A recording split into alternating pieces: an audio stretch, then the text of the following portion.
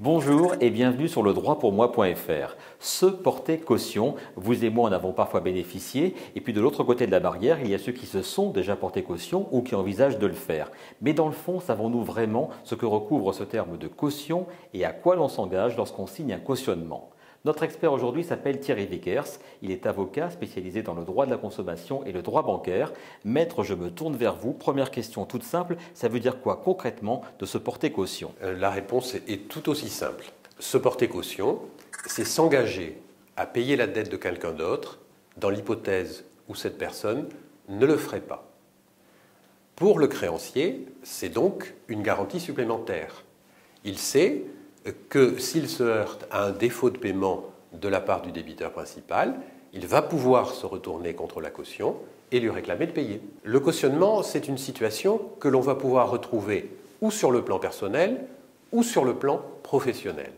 Un chef d'entreprise va être amené à se porter caution de sa société auprès de la banque s'il veut obtenir de cette banque qu'elle prête à la société pour financer un de ses projets. Autre cas très fréquent, celui du contrat de bail.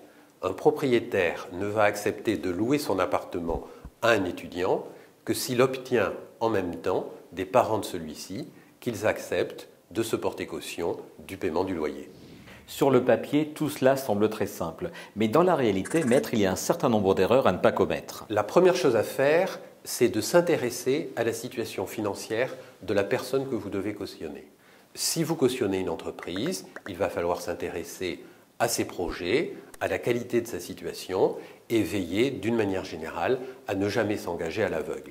Attention également aux petites lignes du cautionnement. Le cautionnement, c'est un contrat et un contrat, ça se lit avant de se signer. Par exemple, il faut que la caution vérifie dans quelles conditions elle va pouvoir, le cas échéant, se libérer de cet engagement. Donc, une fois encore, vous lisez avant de signer. Enfin, ne négligez jamais une mise en demeure.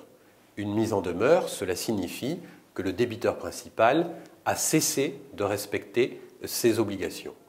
Lorsque vous recevez une mise en demeure, il faut immédiatement prendre contact avec lui pour savoir ce qui est en train de se passer et puis également se rapprocher du créancier. Parce qu'une mise en demeure, cela peut ensuite déboucher sur une action judiciaire. Mais avant d'en arriver là, quel conseil donneriez-vous à toute personne qui souhaite se porter caution ? Premier conseil de bon sens, avant de se porter caution, se poser la question « Comment est-ce que je ferai pour régler si on me demande de payer cette dette ?» Parce qu'il ne faut pas oublier que lorsqu'on se porte caution, on peut être ensuite contraint de régler par la saisie de ses biens, et ses biens, ça peut être sa voiture, son logement, tous les éléments de son patrimoine.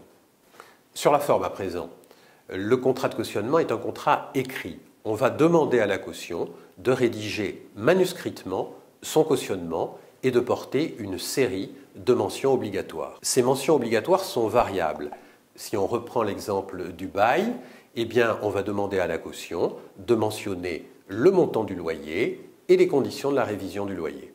De même, s'agissant d'un engagement donné dans un cadre professionnel, la caution va devoir préciser « je m'engage à rembourser sur mes biens et sur mes revenus ».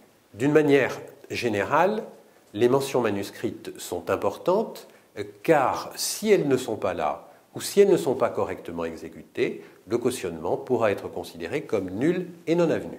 Sachez enfin que désormais, la loi déclare nul le cautionnement s'il est visiblement disproportionné avec les biens et les revenus de la caution. J'ai été confronté au cas d'un chef d'entreprise qui avait vendu sa société. Plusieurs années plus tard, il a été poursuivi par une banque. Il a été extrêmement étonné, car à l'époque de la vente des parts sociales, il avait prévenu la banque. Ce qu'il ne savait pas, c'est que lorsque l'on se porte caution d'un emprunt, on est tenu de le rembourser, sauf si on obtient l'accord express du créancier pour être libéré. D'où l'intérêt d'avoir recours au conseil d'un expert. Thierry Vickers, merci beaucoup. Tous ces conseils et bien d'autres, vous les retrouvez sur le site ledroitpourmoi.fr.